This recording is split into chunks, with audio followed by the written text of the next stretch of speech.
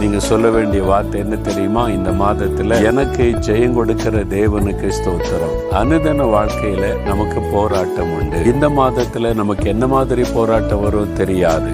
ஆனா ஜெயம் கொடுக்கிற தேவன் நமக்கு இருக்கிறார். நமக்கு ஜெயம் கொடுக்கிற தேவன் எப்பொழுதும் கூட இருக்கிறார். அதனால ஆண்டவருக்கு ஸ்தோத்திரம் என்று மகிழ்ச்சியோடு சொல்லணும். பவுல் சொல்லுகிறார், நான் ஜெபத்திலே போராடுகிறதை போல நீங்களும் போராடணும். ஜெபத்திலே போராடி நீங்க ஜெயிக்கணும். உங்க ஜெபத்தில ஜெயம் கொடுக்கிற தேவனாய் ஆண்டவர் கூட இருப்பார். எந்த காரியத்துக்கு ஜெபிக்கிறீங்க அதுல நீங்க ஜெயிப்பீங்க. என்ன வேணாலும் போராட்டம் வரட்டும், இந்த மாதத்துல பார்த்து கொள்ளலாம். ஜெயம் கொடுக்கிற இயேசு கூட இருக்கிறார். எனக்கு ஜெயம் கொடுக்கிற இயேசு கிறிஸ்து கூட இருக்கிறதுனால மகிழ்ச்சியோடு அவரை ஸ்தோத்தரிப்பேன்னு சொல்லி நீங்க துதிக்கணும்.